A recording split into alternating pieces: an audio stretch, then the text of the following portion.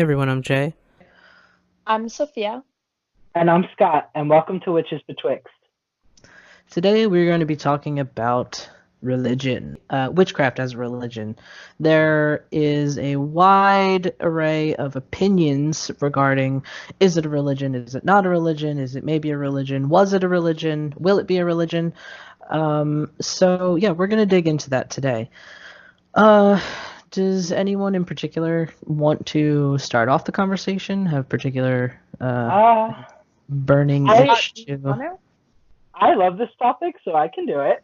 Yeah, you dive right yeah, in. go for it. All right, so uh, I will say that is witchcraft innately religious? No. Can it be religious? Absolutely. Hmm. Are there traditions that are religious witchcraft? Absolutely, or religious magic, if you will.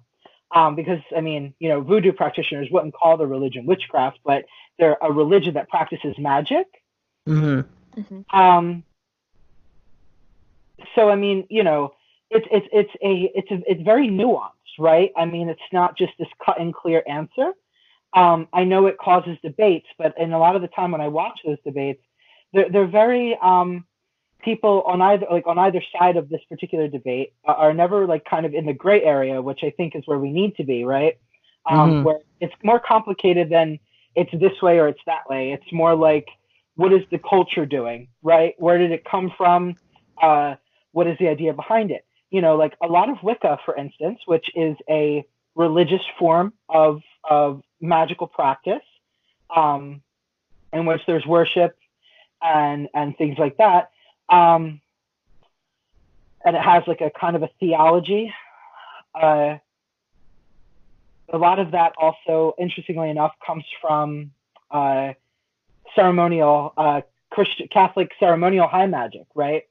So of Hmm. course, you're right. So a lot of that actually kind of translates down from uh, this very it almost looks like mass, you know. Hmm. Um, and now once again, of course, there's big differences, in covens practicing in different parts of the world, in particular the U.S. and the U.K. Hmm. I mean that is a big part of the history of Wicca. Traditional Wicca is, uh, you know, like those occult orders, like the Golden Dawn, for instance. Um, they're a big influence. So this topic is, it's pretty broad, and I think it's fascinating. I've recently myself have been kind of asking again because I know I drop this name often, but Matt Oren is kind of amazing, and I just like his brain. And he's writing a book called The Psychic Witch, but he recently just posted a comment that he wrote in his book about this particular thing. And for me, I feel as if this particular comment, and of course, as I'm talking about, I'm trying to look for it. Um, I'm hoping I can find it, but the gist of it is that he considers witchcraft, for personally for him, and I myself also feel the same, that it's witchcraft. It is how I interact with um, the imminent spirit world around me. This kind Hmm. of animistic, kind of because I view the spirit world as imminent. It's not somewhere else. It's here with me. Hmm. And It's beside you. right, and because I see it that way, witchcraft for me is a way for me to interact with that world. Um, Hmm. so it's funny because of how that happened and how much and it's like like I said, I've been contemplating this, how religion and animism and my witchcraft, how they play together, just because I do have gods or spirits, which I've been calling God spirits more and more often. Um, Hmm. but I do have spirits that I work with. Um, so I mean, and I give them offerings, but I was saying to myself today, I said, it's like having neighbors. Um, sometimes you want to get to know your neighbors, and you want to go and give them something, it's the holidays and you go and give your neighbors a gift and you say hello and you touch base. And that's kind of, and I'm not to say like it's this like transient relationship. That's not what I'm trying to say.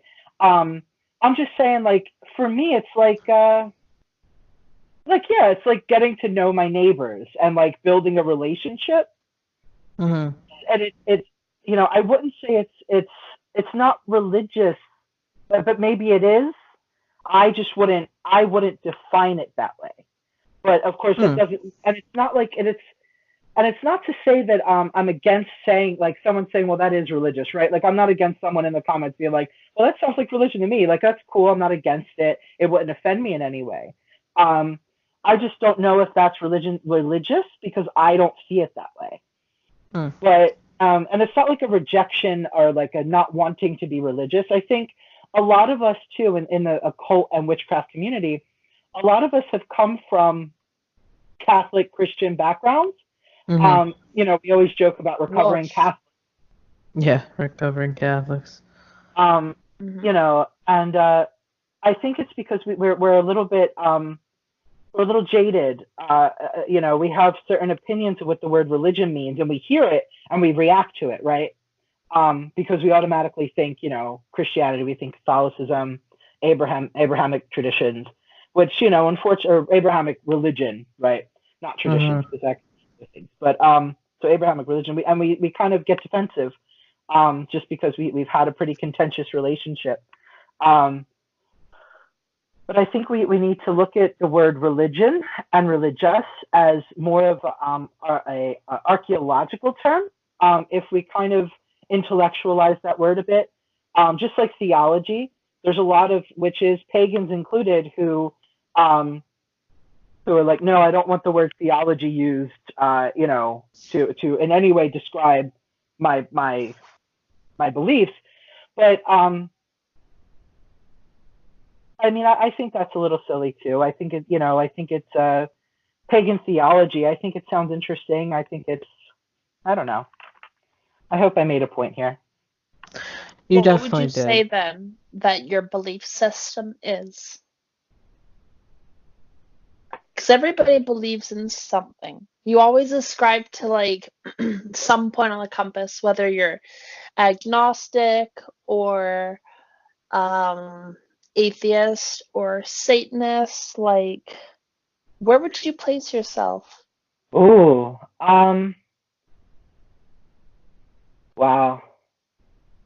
Oh man.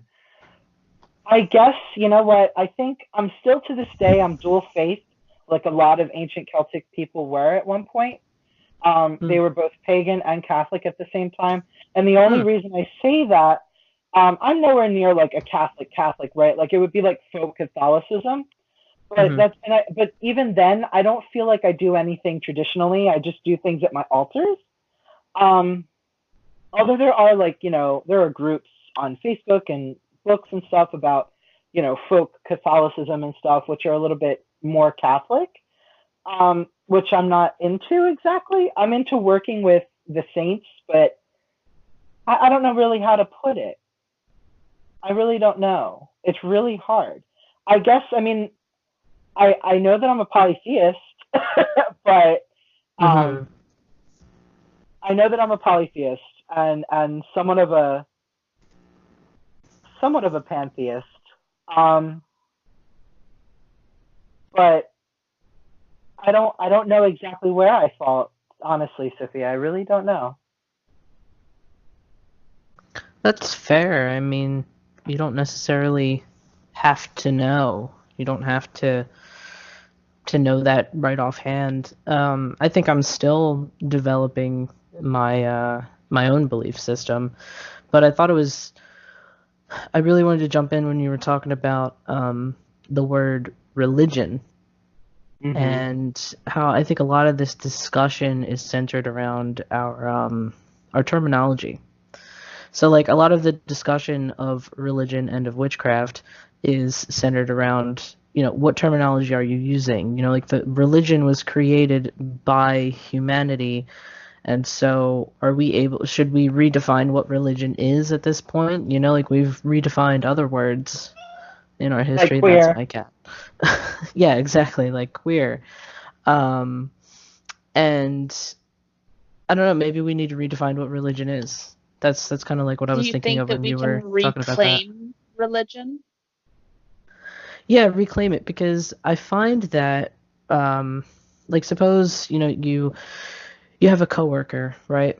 And one of my coworkers is, actually, a lot of my coworkers are pretty devout, some sort of Christian faith.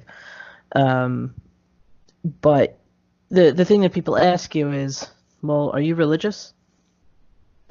And what they mean is, are you Catholic or are you Christian? Is what I Right. kind of Yeah. found that generally means.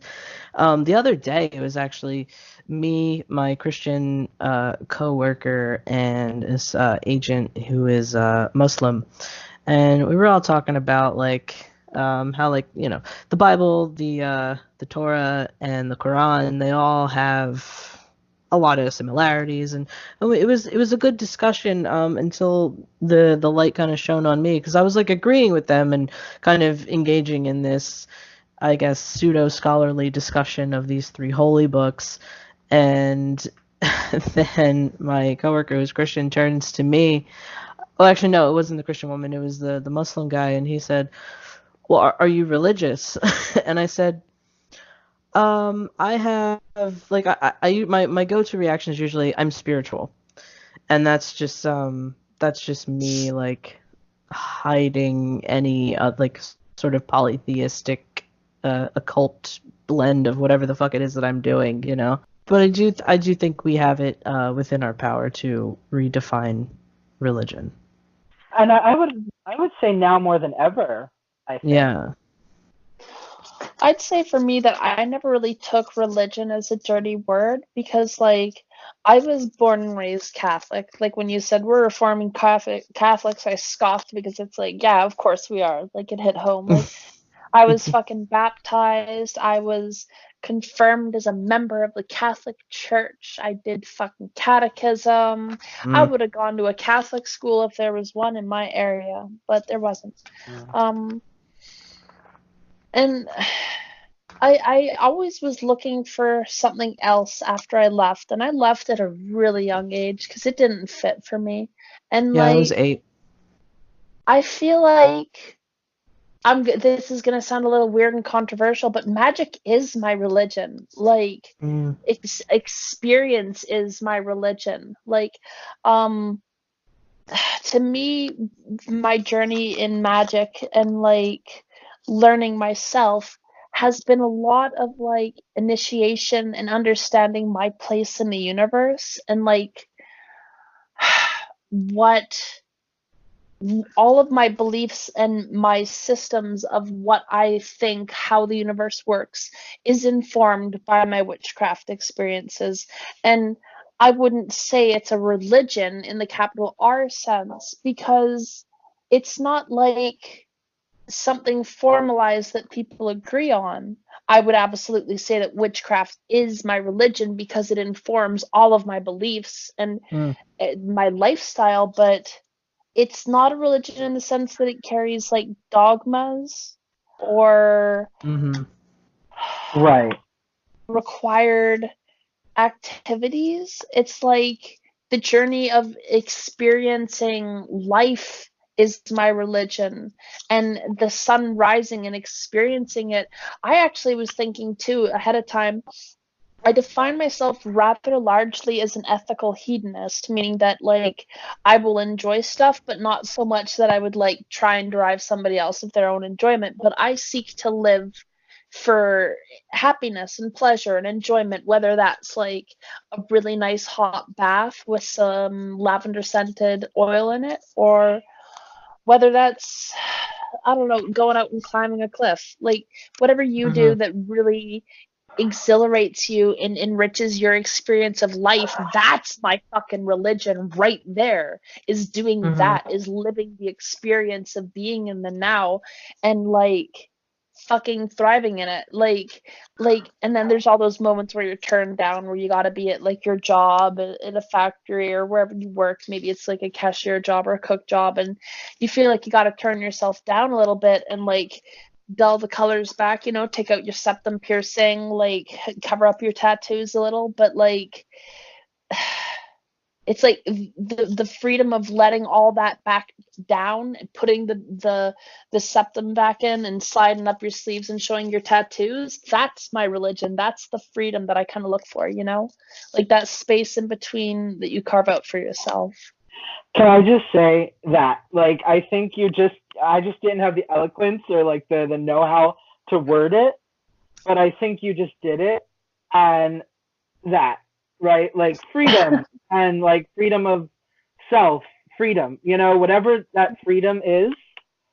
And I think you just did it. And that makes, when you said, I think magic is my religion and the way that I see magic working and how that influences my beliefs about the world around me and people, etc.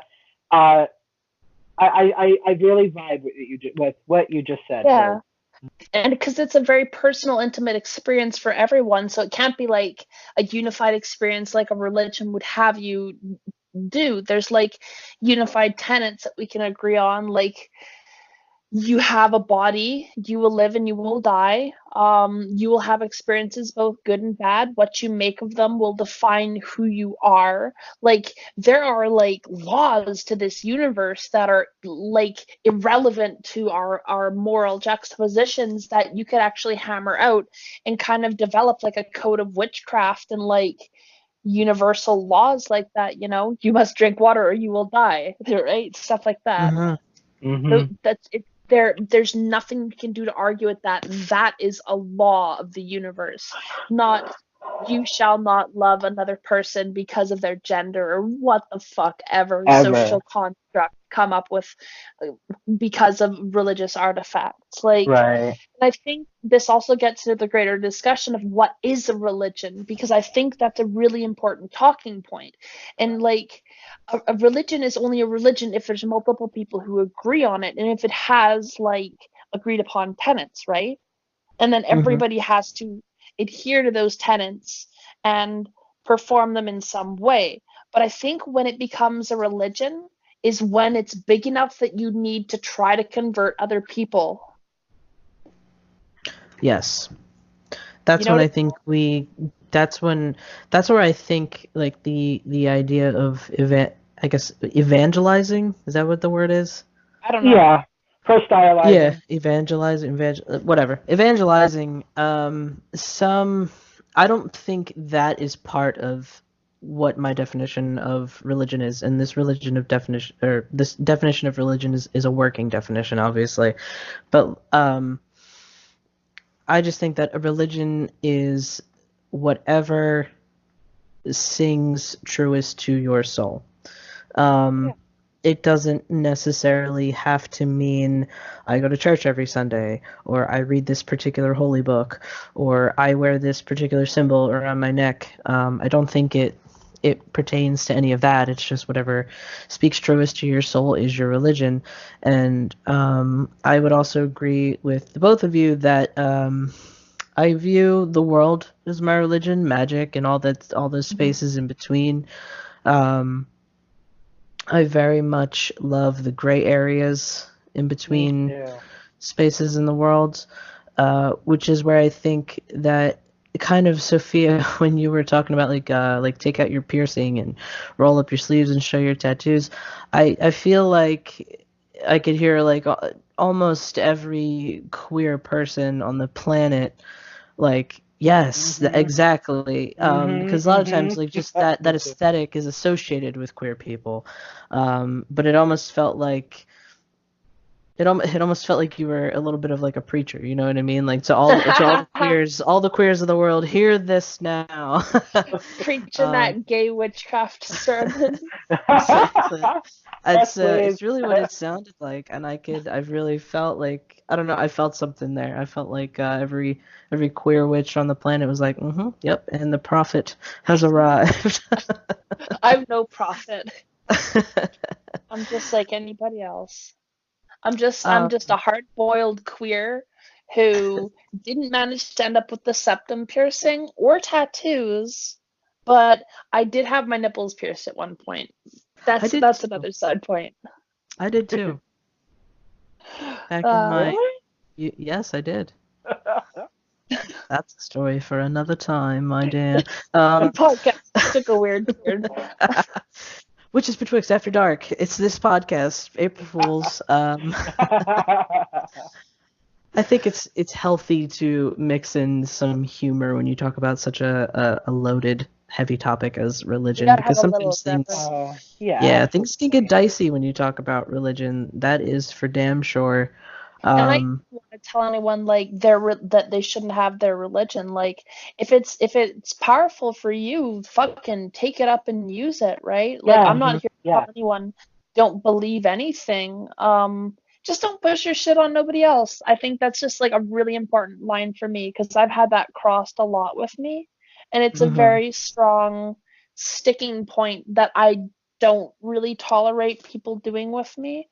And like I feel like if we all just had that mutual respect for like if someone's curious and they approach you, yeah, share that information with them. Don't go up to people and like tell them you're going to hell. Like the people who go to the pride parades, you know what I mean? And their God hates you, and like they're just bringing hate and just the most negative energy they can muster to you, and it's all for the sake of religion.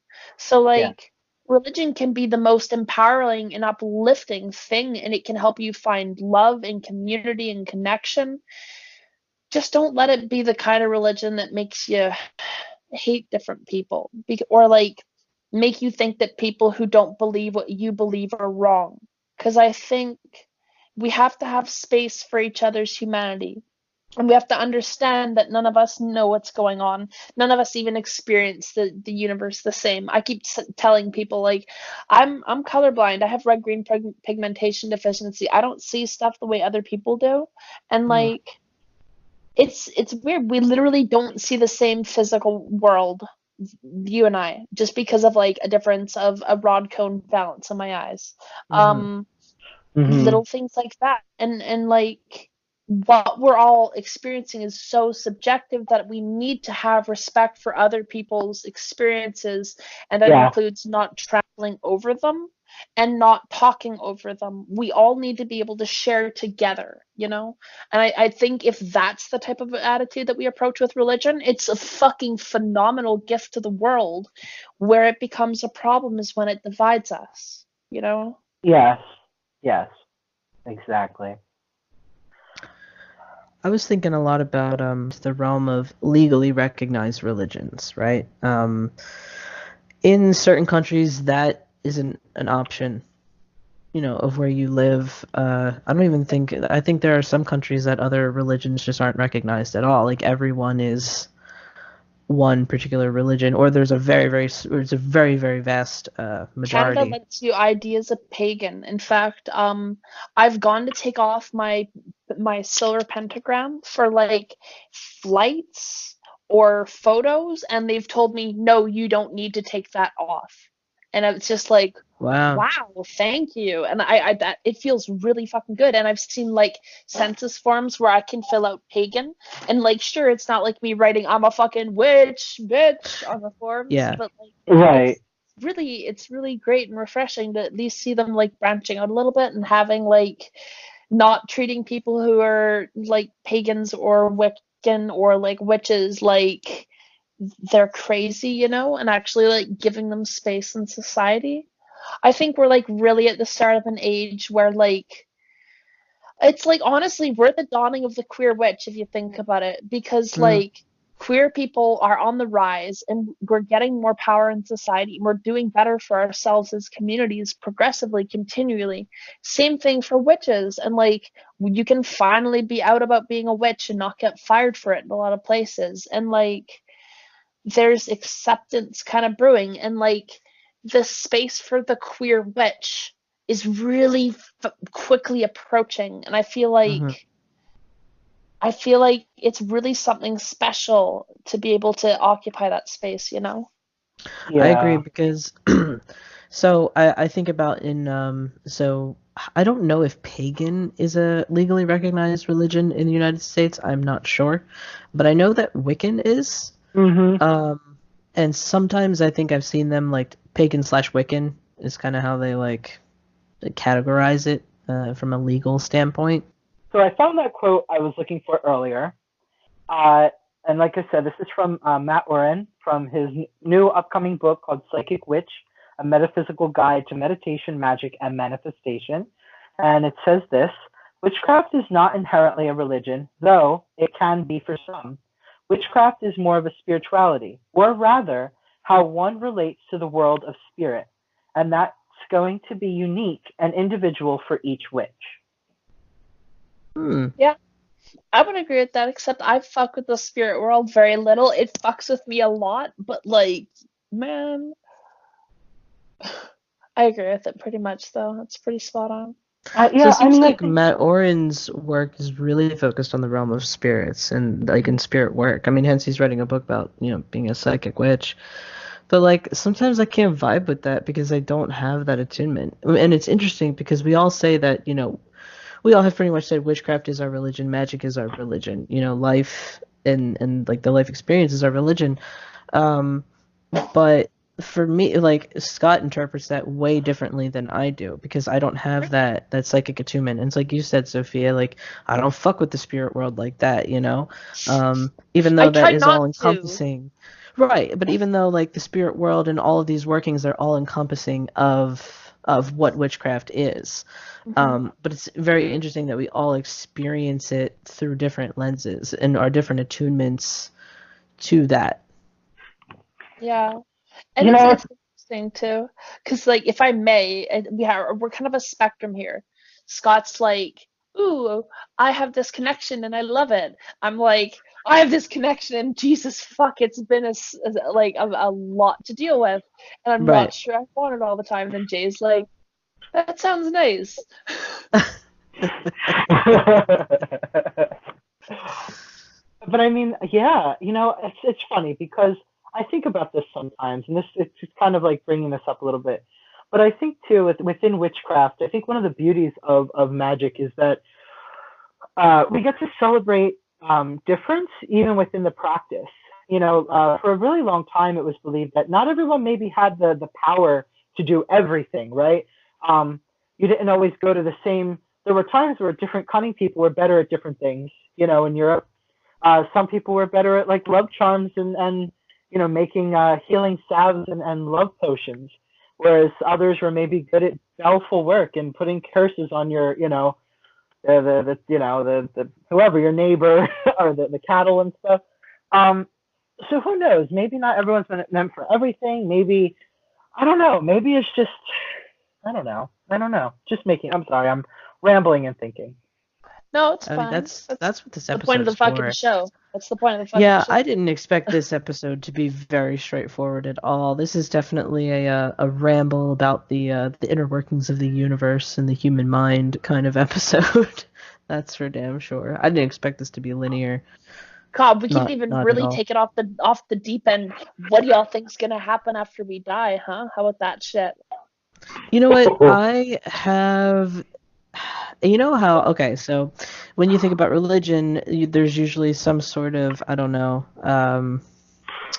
thought of afterlife maybe, right? It's usually associated with topics of religion. I am actually incredibly afraid of dying, and that's not a typical thing that you find from a witchcraft practitioner. I feel like a lot of witches that I know tend to embrace the idea of death and the afterlife. I mean, not saying that they want to die or anything, but I feel like a lot of people that I know that practice witchcraft, they also deal with death, and they talk with spirits, and they hang very close to that realm. But I am actually incredibly afraid of dying because of the question that you asked, Sophia, is, well, what happens after we die? And I think I want to still live in this world. I want to see what happens. I want to see if we can save the planet or if it'll be destroyed. And I think it would be tragically beautiful to see the planet destroyed, and also incredibly uplifting to see it saved. And it really, really bothers me when I dig down to the root of that to know that I will never know that. I will never have that experience of knowing what happens with humanity, what happens to us. And that's how broad I think, because my only experience that I can relate to is my human experience. And when that's over, I have no idea what happens next.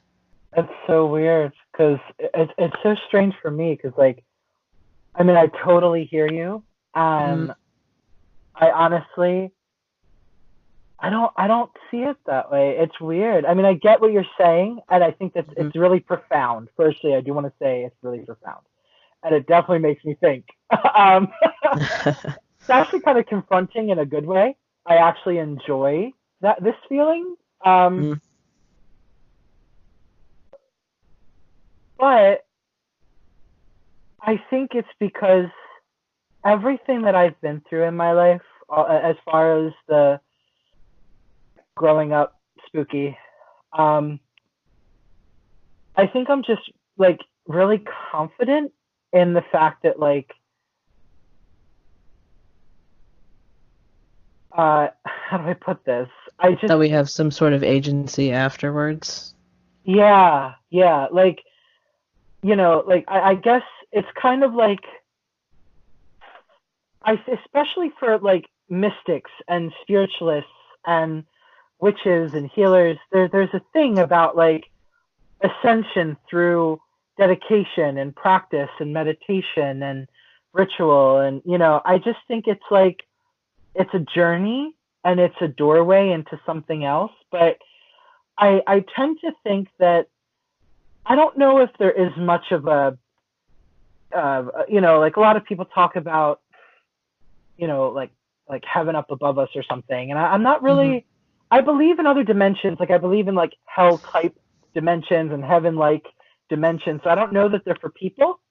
I think for me, the way I've always experienced it, like even when, for instance, like when I go to Old City, Philadelphia, and I'm out there at night, it comes to life in a ghostly way. Like I can see these place memories, you know, and it's funny because I'm a firm believer in the triple soul, right? Like I believe that we have like three distinct spirit bodies that kind of, you know, like that kind of just like one dissipates, one becomes a ghost, and one ascends. They have like distinct names, but that's the easy that Chaya Nefesh and I forget the third one. They're originally a concept from Kabbalah, and they actually, if you look at one of the Golden Dawn diagrams of the Tree of Life, it'll have the areas of the tree that those parts of the soul encompass. Believe it or not, it actually even older than the Golden Dawn. Shamanic traditions have held onto ideas of more than one soul body.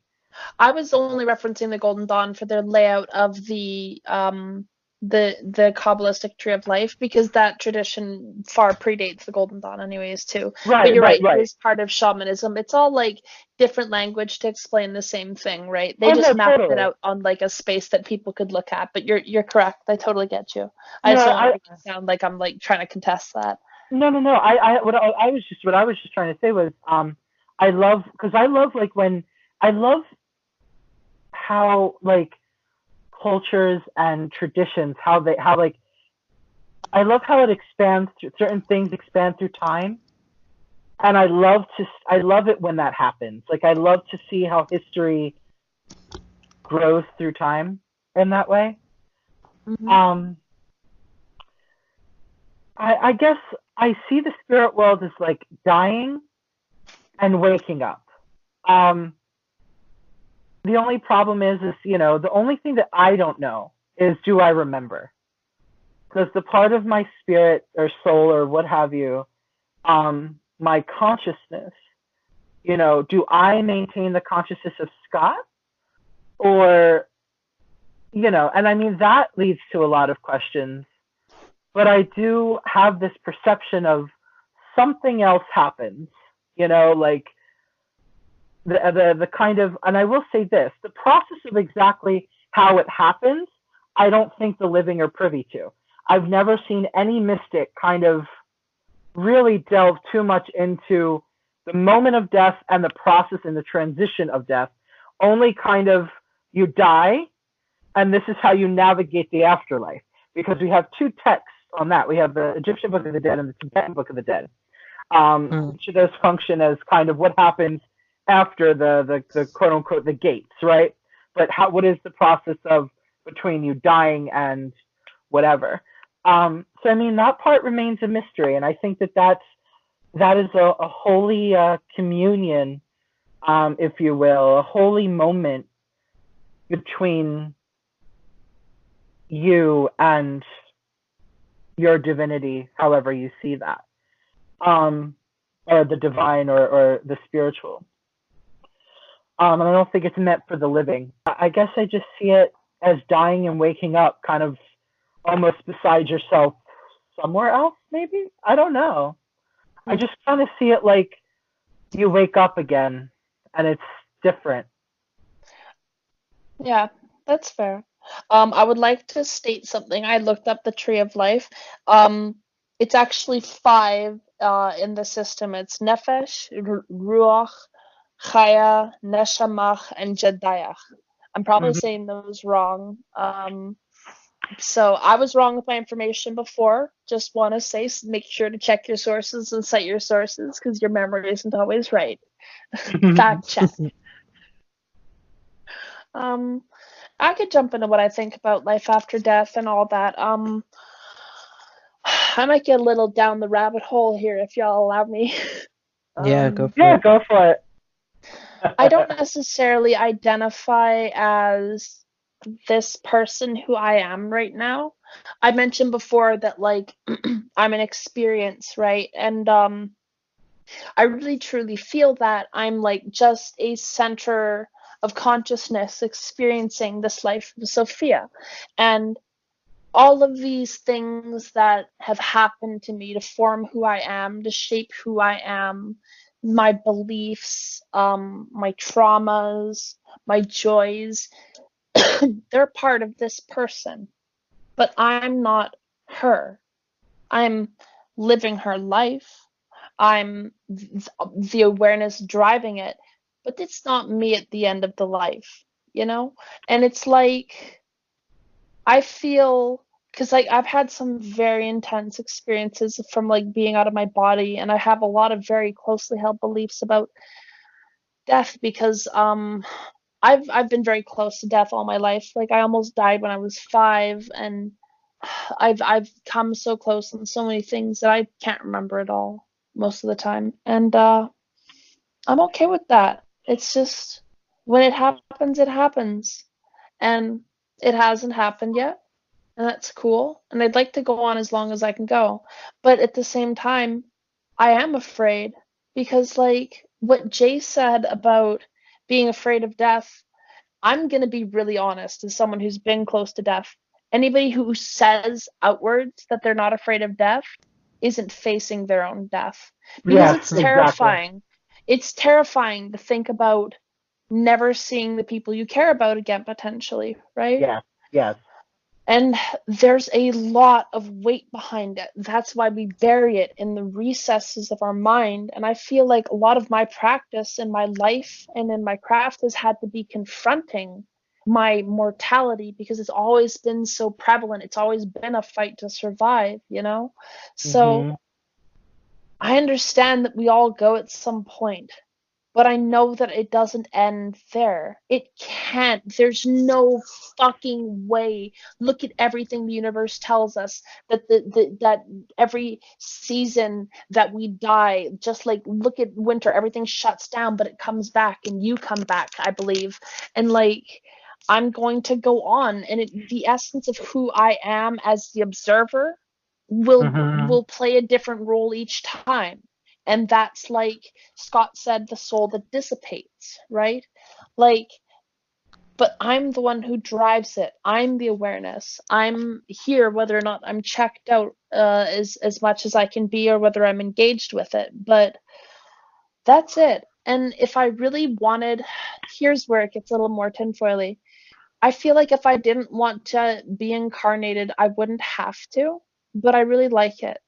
And I like the experience of being here and having a story, an adventure, and love and conflict and like growth. All of these things, they're so monumental, and I've like developed so much as a person that like I feel like I want to keep experiencing life no matter what. And even if you could ascend to some higher realm, because I know a lot of people talk about that sometimes, I feel like the real gift is being able to just always be here and always be doing something new and never have it get fucking old, you know? Mm-hmm. Think about it. If you really do come back each time, imagine how wonderful it is to not carry the trauma of every life you've ever lived. Yeah. But be able to have like that growth behind you, you know? Like I feel like that's what it's gotta be. That's what everything that I've experienced tells me that it should be. And that's kind of where I'm at with it. And that's my real closely held personal beliefs about like the universe. And like I could be not just people, like it's the infinite is infinite, my friends. You could live on any Yeah. fucking planet and imaginable, right? Like if I really wanted to break it down further than that, I could, but I don't want to get like fucking way too far down the rabbit hole that you can't come back, you know? But I yeah, think you are the primordial awareness of the universe experiencing itself, and have a good time with it. You are the land you walk upon. You are the fucking trees. You are the birds and the bees. And this is, of course, my belief. I'm not going to say that's right for everybody, but that's me. mhm. I would say that like the illusion of separateness is pretty widespread. I think. Yeah. Honestly, I think we That's all why understand that everything is one thing. I am you. You are me. That's why I'm like, I don't really identify as Sophia. Yeah, I'm playing her right now, and it's a fucking great time, as dramatic and fucking hard as it's been. It's definitely like playing a video game on hard mode, but I enjoy that shit, and I do that IRL. So like, fuck, you know? Yeah. Yeah. I mean, I get it. I think I just really like Scott. So I think I identify with everything that I want to do and everything that I have yet to accomplish. And I think I really like who I want to be, and I guess who I am too. I mean, like, I'm not perfect. I do things. I do stupid things. No, I do mess up things. nobody is. But like all the parts like of me that I really enjoy. I don't know. Like I don't know. I don't know. It's fun being you while you're you, because nobody's going to appreciate it like you will. You know what I mean? Yeah, I do. Like you can appreciate me from an outside perspective, like I really could from having like been through everything, you know? Mhm. And that's why the illusion of separateness kind of has like an importance to it, right? You have to have that sense of self to really understand the depth of individuality that can come with just one person, right? Yeah. Yeah. Sorry, did we get to spinfoil? I don't think so. I think we're okay. I kind of expected to talk on religion to get probably deeper than maybe we intended in the first place, and that's fine. That's completely fine, because, like I said earlier, religion is a man-made construct, and so we have the ability to change what it means to us, to the individual. I don't think that it's a one broad definition across the board, and so all of the unique experiences that accompany one's religion are valid to talk about. And I think what we're talking about is maybe something a bit, I don't even want to call it abstract, because it's actually, I think, the least abstract that you can talk about, because we're just talking about the human experience and being human and possibly getting to live another life as a human, on this planet. For me, it gets a little. I never shied away from religion because I think when I was originally on my witchcraft path, I didn't know that I was looking for witchcraft. All I knew was I was looking for a different religion because I didn't vibe with the one that was assigned to me. Mm-hmm.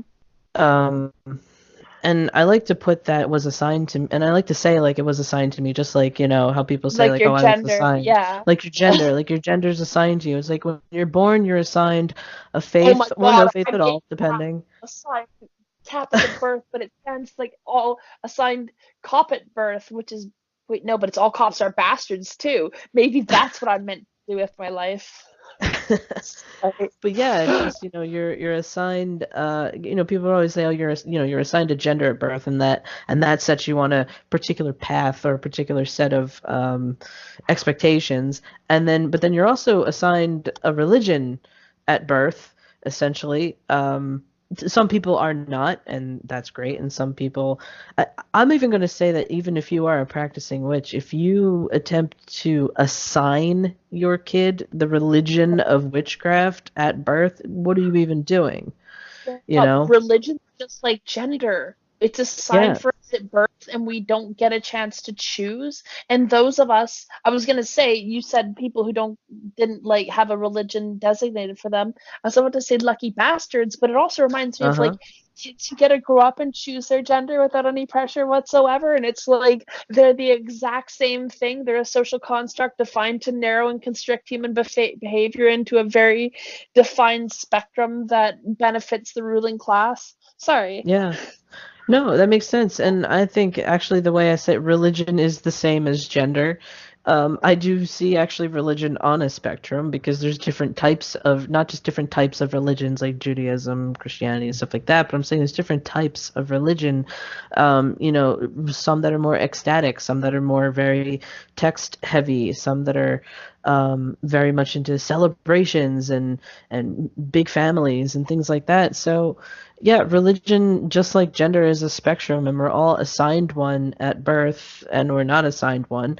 And we have to make do with those things that we are assigned and then go forth into life and figure it out because I really think that religion is something that finds you, something that you are drawn to, something that makes its way into your life, and intrinsically becomes one with you because that is your core moral being.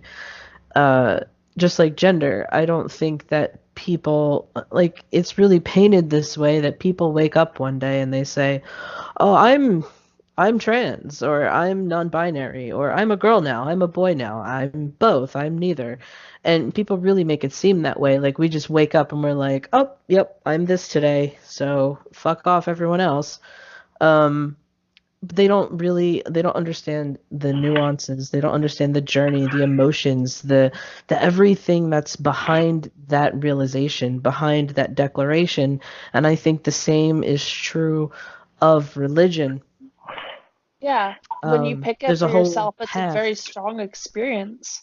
Yeah, it's much different than when it's given to you or assigned to you. I remember going to CCD and I was like, I don't understand. It was more than just like, I don't understand why I have to go to school on Sunday for a couple hours. It was, I don't understand what they're talking about because, and it also it kind of paints this idea of religion as something you have to do. Like go to school. Like everyone has to go to school. Well, everyone has to go to religion school too.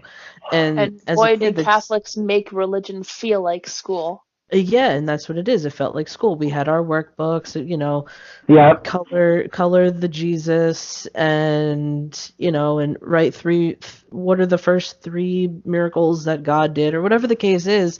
I remember those workbooks and I was like, this is so lame because it's just school and I liked school. Like that's the thing is I liked school. I liked reading, I liked writing, I liked, doing a project and being proud of what I did. But I was just like, why does God have to be school? Shouldn't God be something that you experience? Brilliant. Yes. Yeah, and I was feeling these feelings at 8 years old.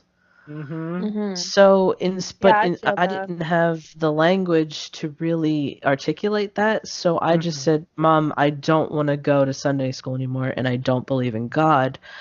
And she was kind of like, well, I can't force this. I can't force this out of you, like whatever. Because I Yeah. wasn't even going to Catholic school anyway, so I was going to public school. So like, fuck it at that point. She was like, okay, fine, no big deal. You do your thing. And I was just largely like, I don't know, kind of atheistic for the longest time. I was just like, oh, God's not real, and anyone who follows religion is lame. And, I was kind of like, uh, I was hurt, I guess. I was hurt by religion and also bored by it at the same time. And then I just realized that the more I as I grew up, I found more beauty in religion. I was a little jealous of some of my friends that are like, oh, me and my youth group, we did XYZ. I went on a retreat this weekend. It was really great. Or I had this, I made my communion and there was a big party and everyone was happy for me. And I was kind of like, well, I kind of miss those parts, like that community, The family community. feeling. hmm And Yeah. I think that's what set me down my path toward Wicca is I was actually looking for religion, and I found that in Wicca, and I have since moved on from all of the dogma kind of surrounding Wicca, but Mhm. I've definitely moved into like the religion of witchcraft, the religion of the human experience. In terms of if someone asked me like what is your religion? And if they were just being very like neutral about it, like please write down your religion, I would likely just mark off the pagan Wiccan box because Same. that's just the Same. best yeah, legal kind of way to categorize me. But I don't really give a fuck what the government thinks of my religion or what some poll thinks or whatever the case is. Um, I think that's enough of a statement for me to be like, I am this. Um, Hold up and though, that's all you because I need to feel know. like that begs the question, what does it mean to be pagan? That's Because pagan is a very broad label. And if we think yeah. of it as an inclusive term, just like queer, it can be very powerful. It's actually really funny because pagan and queer have the same history. Both derogatory terms reclaimed by the people practicing, or like you get what I'm getting at here. Yep. Like pagan was a derogatory term. It wasn't actually something that people called themselves. It was Right. used. It was used because uh, pagans were the lowly peasants, the town people. They were the dirty. Their clothes were never up to date. They were never up to date on the highest fashion, or they weren't able to have a lot. And many of those people, uh, believe it or not, weren't converted right away. People didn't Yeah. care right away, so many of them were pagan longer. So all of a sudden, during that conversion era, before the violence started, before the Inquisition and all that, uh, it was just more of a class thing. Like if you were a And it's Christian, generally you were rich. And there's Mhm. also a lot of parallels drawn between pagans and barbarians, like that pagans were uncultured and uncivilized, and just like that kind of very much lower, looking down your nose at them sort of demeanor. And it's really interesting because we have like that's what I was saying, the time of the queer witch, right? Because like queer pagan, those are two very powerful things to be because it allows you to be so free with your expression of yourself without needing to really define yourself down beyond points that you want to, you know? And I think like that's amazing. So much of our society up until this point has had us just thinking in like such small boxes or such small binaries. And to be able to say that I'm queer and not like put a limit on what your experience might be, or to be like pagan, or to say I'm an experience, like we're really it's like that freedom that we talked about earlier, and it's beautiful, and it's like that space in between, like witches betwixt. Mhm. Mm-hmm. It's like plugging the fucking podcast in the podcast, but it's really something special. Yeah, I mean, it's.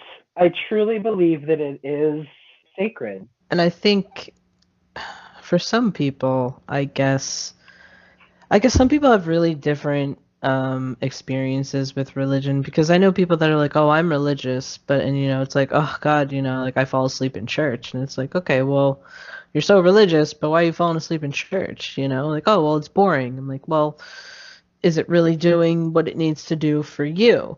And then, sometimes that devolves into a fucking ridiculous argument, but it really begs the question of, if what you were doing is not, if what you were doing as a spiritual or religious practice is not fulfilling you, if it's boring you, if it's this, it's that, if it's not giving you that sense of fulfillment, then is it really your religion? It may be a Yeah. religion that you're trying out. Yeah, I think maybe we need to stop thinking of religion as something that, one, is assigned to you, or religion isn't necessarily just the thing that you're doing at the moment. Like, if you're reading up on Buddhism, that doesn't necessarily make you a Buddhist. If you're trying different meditations, that doesn't necessarily, like, make you a Buddhist or Hindu or whatever the hell you're pursuing. It just means that you're exploring, you're interested. But if doing those particular practices particularly resonate with you, then I would say that you're well on your way to, either that is your religion, or you're well on your way to really digging into and finding out what your religion is. And I think that's the experience. Is religion, I don't think it's really assigned to you. I think you figure it out what it is as you go. But also, like, there are people whose religions are tied to their cultures who are born into it. I think there are, like, plenty of people who are content with that too, as well. Right, but that's what I'm saying. If it resonates with you, if it speaks to your soul, that's what I'm saying. Yeah. Like, and there are plenty of people who are born into these cultures that, who are very religious cultures, and they're like, "No, this is not who I am. This is not That's absolutely what I true feel." too. Yeah. I actually finally I've been saying this for so long that I want to find out my ancestry, and I realized that Ancestry.com had this sale, I guess, for like the holidays or whatever. So I got it. I got the kit finally, and I'm so curious to figure out what the hell my ancestry is, because I feel like it's like I said earlier, like I haven't really dialed in what exactly is my religion right now. Like I would say that it is witchcraft, it is the human experience, but I'd like to know particularly which culture of humanity that I'm from. And I feel like once I find that, Scottish. You think so? I got a hunch. I think it's like a Celtic kind of background. But I have a hunch there might be Nordic in me somewhere. I don't know. Yeah. I'm not sure. What would make sense is like Nordic Scotsman. I could see that. Yeah. I don't know. And a lot of us don't know who our biological fathers are and whatnot in the family. So, yeah, I figured this was the best way to at least figure out where the hell in the world that I come from. And I think that's, like you were saying, like that's a big part of religion too, is that culture and where it comes from. And I think it's beautiful when you can be born into the religion that suits you. I think that's wonderful. Yeah. That's incredible. Mm-hmm. It's almost like how some trans people say, I don't think anyone particularly asks to be born trans in a way. No one really says, "Hey, if you could make me trans, that'd be great." I really want to go through us. If I could pick to be trans my next life, I would, because I'm a stubborn bitch. I am completely 50-50 on that. I have not really solidified my opinion on whether I'd want to be born. Maybe I wouldn't want to be born trans, but I still think I would very much enjoy being queer. Mm-hmm. Because I can't imagine fitting into like a cishet kind of binary. I find it very boring when I think about this. Like, that's a whole other topic. But actually, you know what? On that topic of what I was saying about how we can reinvent religion, the word religion, and what it means to us. and how Sophia was saying we're in the age of the queer witch, because even if we look at, I guess, this modern revival of witchcraft, which was all centered around occultism and of like the 60s, 70s, and Wicca and the rise of Wicca. So that's the modern revival of witchcraft right now. That's where a lot of our material comes from. That's where we draw a lot of our inspiration. When this came out, it was very, very gender binaried. It was god, goddess, male, female, man, woman, all of these things. And, flash forward, like, I'm really bad at math. What is it? How many years since the 60s, 70s? I can't remember. I'm super bad at 50, No, if it's 50? okay, hold on. If it's the 70s, it's 50 Yeah. years. 50 years. Okay. So it's really, I think it was mostly the 70s that like Wicca and the New Age movement and all that kind of really got super popular. So yeah, you figure in 50 years, I think we have we've deconstructed the gender binary that exists in these modern witchcraft practices. Like we've already modernized modern witchcraft. We've already evolved it, especially from a queer witch perspective. So we're really, I would agree with you. I think this really is the age of the queer witch, because we're redefining what it is to be a witch yet again. We're redefining what all of these energies are that we've been working with yet again. And I think witchcraft, if you look at it as a religion, yeah, that could be valid. But I think it's maybe just more of just like an evolving experience that you could just kind of tap into, Yeah, absolutely. like an evolving entity. And it's another thing too, and on an aesthetic level, if I may, even if you look at the spirits now, like before, like you said, god and goddess, they were very human looking, in many situations, not every situation, but popular circles, it was a very human looking male god and a very human looking male goddess. And now we're coming into this unhumanizing our gods in some ways, right? Some deities now, that you can find, although it's a primitive deity, but a white dress with wheat, like wheat, like growing, like for hands and a head, and holding a sickle. It's a form of a goddess for the like Mabon fall season. Some spirits, the rabbit heads is folk horror kind of. Ballywood, I think I might be butchering the name. Sorry, Welsh viewers, if there is any. But it's a spirit from the Welsh tradition who has a horse's skull as a head. And that's another seasonal spirit that kind of appears throughout for the 4 seasons. Like even the spirits are beginning to become queer, just using that word in a different way, but I guess similar, right? I would be careful saying like become queer or starting to become queer, because I think that can be the same argument that people have against queer people, like, oh, everyone's queer now, everyone's doing it, everyone's trans, everyone's gay. I think Maybe it's that we feel more comfortable being visible, and I think those spirits and deities and entities also feel more comfortable being visible. So like I was talking about how like literally our hardware for our body defines how we interact with the world, right? Like my colorblindness, but there's also our software, like our beliefs and our understandings. And like I get the feeling that when we as a people in a society start to understand the queerness within ourselves more, we're going to see it in everything else that it already was there in. I wouldn't say that it became queer so much as that our understanding of ourselves grew enough to encompass the concept of queer, and suddenly we saw it. I would say that, that's pretty much, that's what I meant. I use the word become because becoming, they're always continuously becoming anyway. But, don't mind me, I'm just trying to be a poet about it. But me too, right? I always perceive becoming as a state of existence anyway.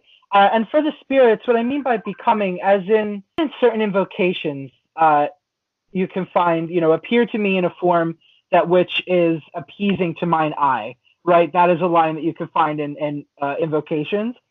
And now it just seems like people are really embracing this kind of these inhuman looking entities as spirits. And I feel like you both are saying, it kind of was an opportunity for them to show these queer faces. Yeah. Or show themselves in their true form. Like maybe we've been experiencing them for a long time, through a humanoid mask or costume. And it's funny because, I mean, many of these spirits are really old, right? So like there is this connotation that there was once people like ourselves who had no problem with these spirits, and then it kind of, something happened, right? And then now I would say it was probably the rise of like Abrahamic religions, because God was human, Jesus, like, God, the more that gods were, humanoid or humans, the more that you get away from that animistic perspective, you get away from all of that. You just and I think that was kind of humanity's, I don't want to say undoing, but maybe to their detriment, to view their gods as more human and not as otherworldly, perhaps. Because then it provides a very human-centered view of the universe. Like, we're the shit, and no one else can fuck with us, Like, even our gods are just humans with extra abilities. I have a weirdly different feeling of gods, that like they're not greater than me per se, and I wouldn't say that there's something like foreign to the human experience, because every god that we relate to is only something that we can conceptualize as a human to draw a form for, right?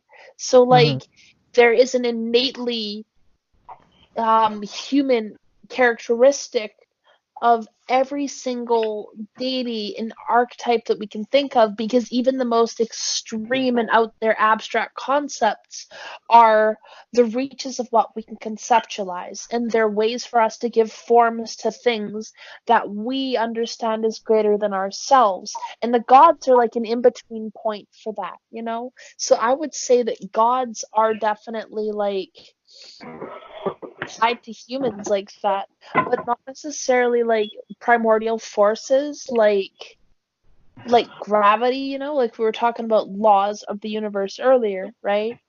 So I think like there's a difference between primordial forces and like gods that we've created and interacted with that can like interact with our own thought sphere and world place,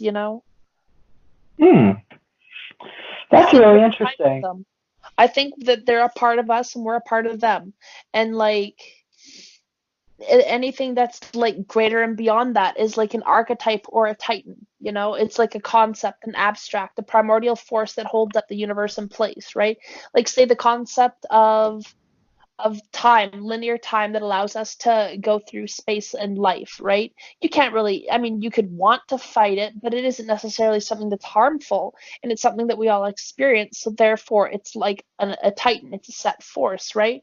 And like agriculture is something that we've conceptualized for ourselves, right? Same thing with like, say, the hearth, like Hestia. All of these are like concepts that we tie to our worlds and are aggregates of human information, and they're all parts of ourselves. We create each other together, and they are just as real as we are, because we have that creative power. Yeah, magic fucking works, and you can make gods just like you can make spells, right? So like imagine what having like a whole culture of people believing in a god and worshiping it does to create that, right? Like there's a lot of power in those techniques, and I feel like we enrich each other, and I don't think that they're necessarily greater than us or we're lesser than them. It's funny, I think the more I like delve into spirituality and religion, the more I move away from the idea of gods. I kind of just want to put it out there, I don't think that to say that you practice a religion, you have to believe in a god specifically, god and or gods. I don't think that gods play a part in religion. I think that sometimes they can just be an accessory to them. Mostly because my view of gods, like how Scott used to, or how Scott kind of calls it, is like I'm a soft polytheist.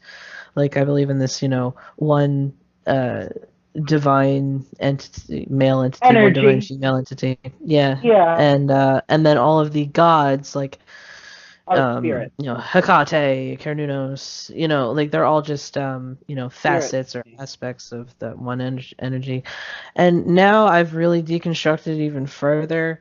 I just think that there are just I've always believed in one particular cosmic glue or cosmic energy that keeps everything together, regardless of my views on gods.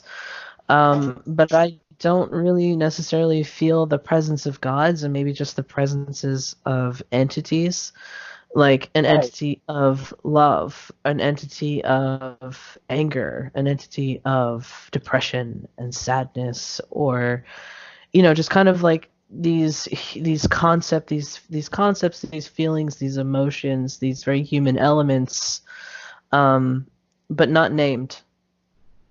And I don't know if there is necessarily, I don't know if I would necessarily call them gods. I think I would just call them humanity, like If I, humanity broken down into elements, you know? if I could just to say, Jay, you were, yeah, I know exactly what you're talking about. Mm. I mean, I see it differently, but I know exactly what you're talking about. In particular, I think one of the biggest reasons why in the beginning, when I was asked about, religion, right? It's because I don't know that I do believe in gods exactly. That word is like a really weird word for me. It And the carries a reason lot of for that, weight to me. yeah, I actually, much like a couple friends of mine, no gods, just spirits. Um, Mm. I think Hecate, Nick Nevin, um, much the same as that one some D from Voodoo. Like the way that Voodoo sees their spirits, and like they're not gods, they're spirits. And I think that that's the same thing for because I actually had a oh my god, she was a Voodoo priestess, a Sagwe. I forget the proper. Anyway, she one time said, "And your pagan spirits." And when she said that to me, and this was years ago, but when she said that to me, something clicked, and I didn't know then, but I know now. I think that's what I said earlier too. I said I'm a bit of a pantheist. I don't think that it's necessarily like a male female energy. I think there's like a amorphic energy that encompasses all that could be, right? Like everything that is exists within that thing. So it is both Yes. male and female, both not and is, both, both light and dark, both left and right, both up and down, like Yeah, it's I think there's one energy out there that is beyond human comprehension. I right. think it's And just then I think, beyond our ability to. and then everything else I think is spirits. I think that, like the Fae and the Loa and the pagan deities and all the other like the Shinto kami. But believe it or not, Shinto kami is the Japanese already have like a name for this, and it's called kami. Kami think it just means God, and that's not what that word means either. Mm. Kami. Um, Hmm. it literally means what we're saying. Like to them, even a powerful human spirit who stays behind and grows through worship and things like that, even they can become like a land deity, right? Hmm. And that's kind of why religion is so difficult for me, because I don't think I believe in God or gods in that way, right? I don't get me wrong. I do believe that these spirits can I don't believe that I'm above them necessarily. I do believe that they can kick my butt, but at the same time, I also think that if you have to, you can quell an angry spirit. You know what I mean? You can even ascend an angry spirit. There are many rituals to ascend a hostile spirit. So I think that I think that what yeah. I think for me, the best way for me to conceptualize it is that spirits are magic. Humans work with magic. Hmm. Like spirits are magical in nature. They are composed of the other, the sacred other. They are composed of that gray space in between. They are between. They are created from the between, from the When you betwixt, if say you will. that, immediately I'm like, but I am too. That's what I want to say. Yeah, I mean, I mean, this is just kind of like my take on it. But I kind of view it as like those spirits are they're in between those worlds, but us in being living, But breathing because we, bodies, I think it's we because we possess utilize the space. physical matter. I think that's why. Yeah. I think because we possess physical matter, I think Mm-hmm. that that's kind of what makes us different.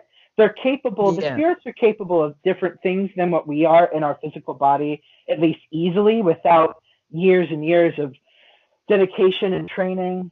You know, like there are many monks Yeah.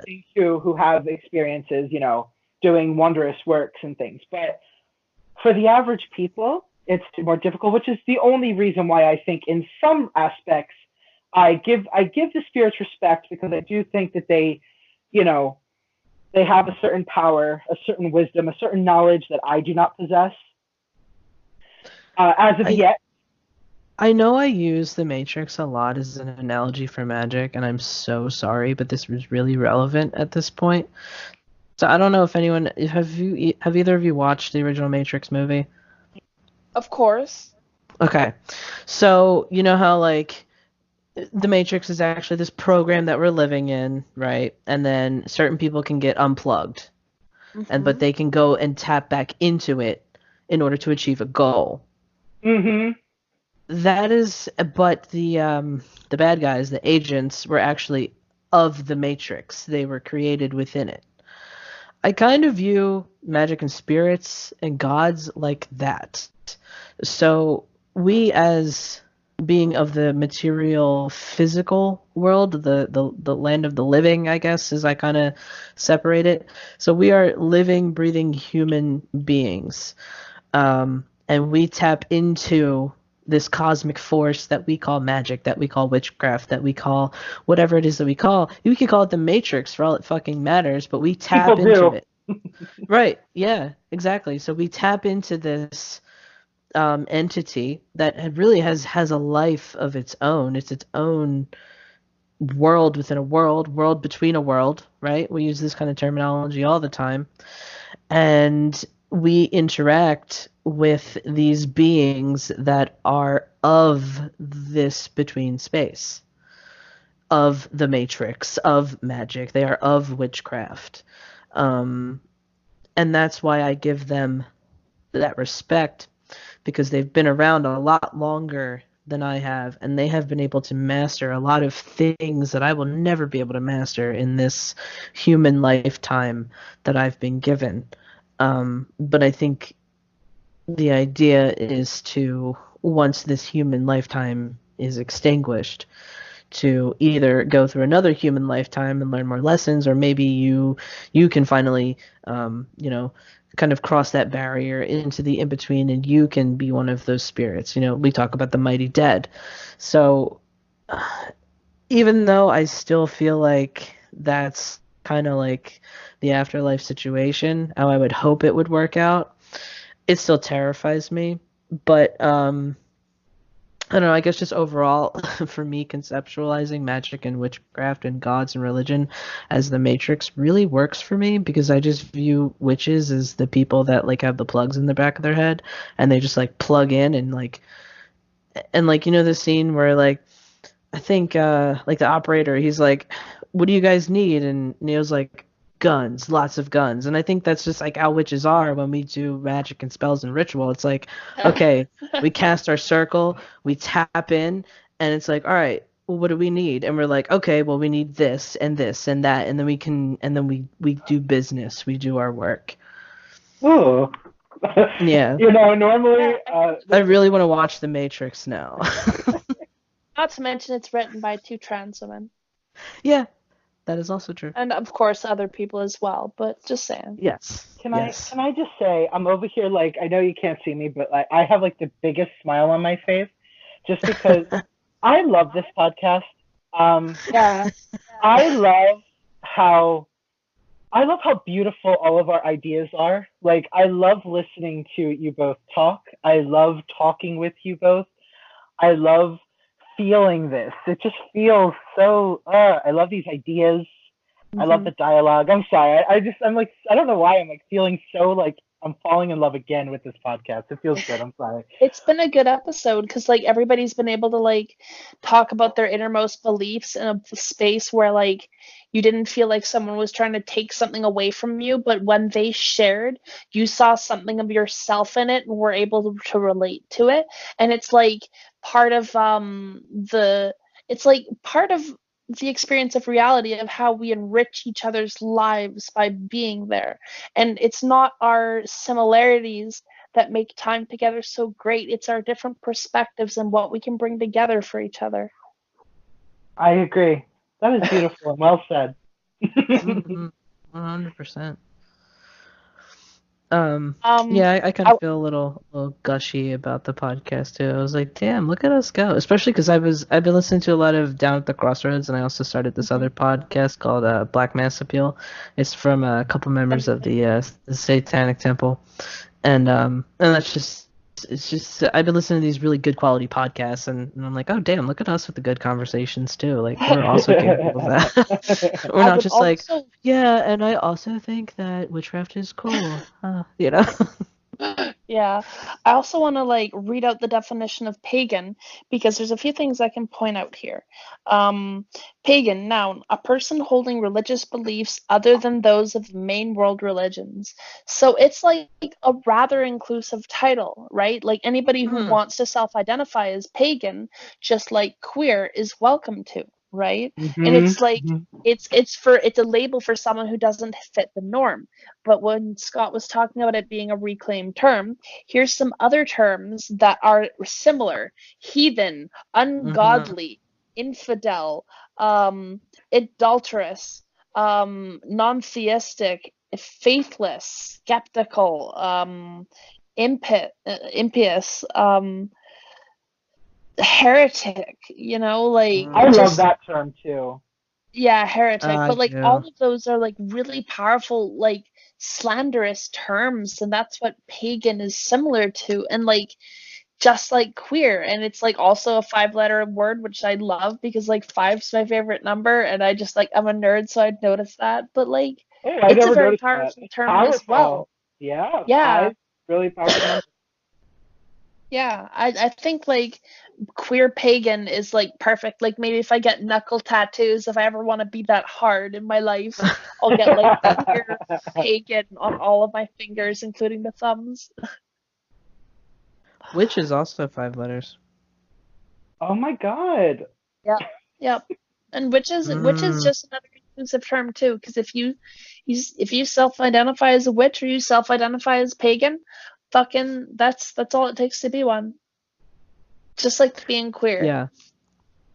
Absolutely. I mean, of course, I would still say to be a witch, you gotta do shit, but doing shit can even be like reading or listening to a podcast, you know? Like, yeah, doing the work in some aspect, I would say that's we've had a whole episode on that. We don't need to rehash that one. No, we definitely don't. Check out that episode.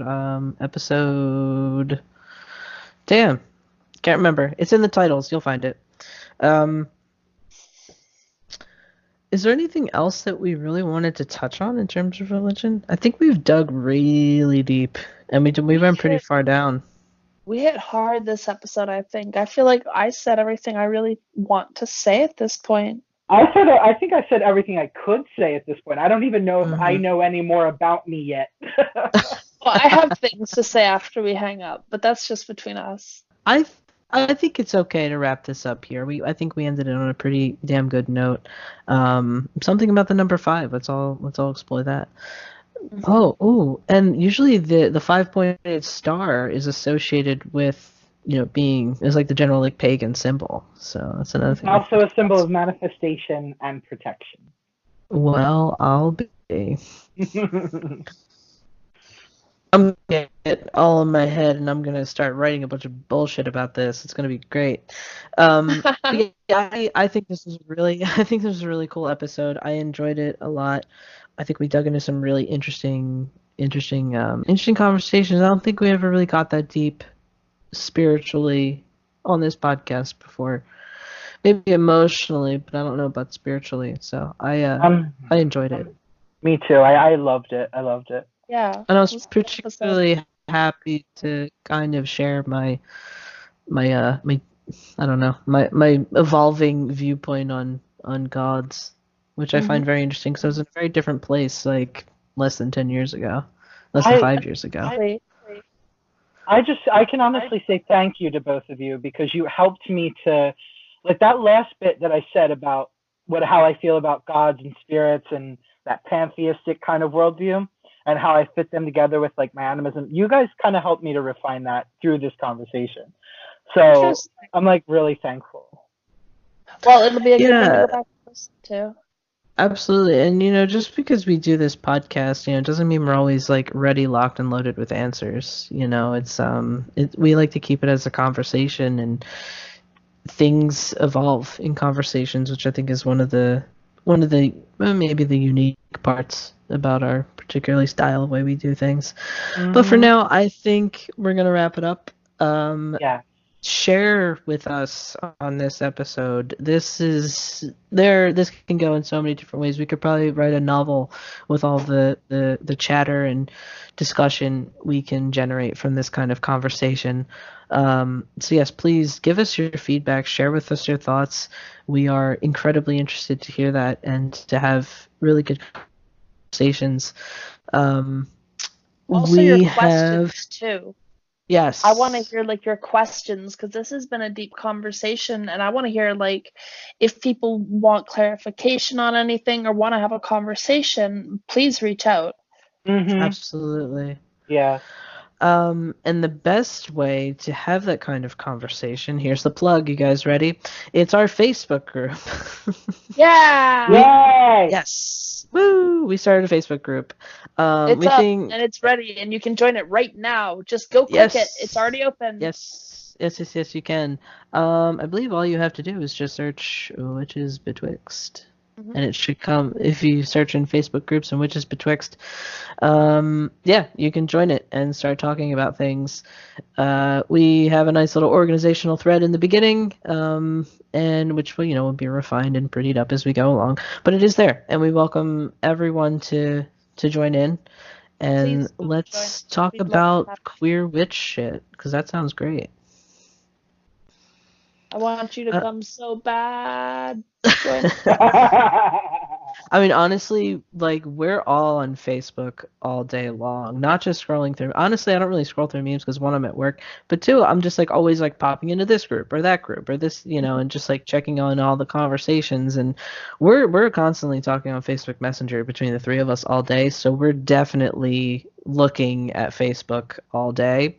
And so that's the best way to get our attention if you want to have like some good engrossing conversations that don't take weeks to get a reply to. Yes, I might so be a with that, little longer because I don't check Facebook is consistent throughout the day, but when I do, I'll be on for a longer bit of time at a chunk. So I might be like there to converse for like an hour or two, then might dip out because like I work I'm gonna and go have to go edit the places and I have an podcast. erratic schedule. So you never know with me. Yeah, but we all kind of pop in and out. And we're usually on there for an extended period of time. So so thank you for listening to this episode. Please give us your feedback, join the Facebook group, and we will see you in the next one. Bye. We love you so much. Bye. Bye.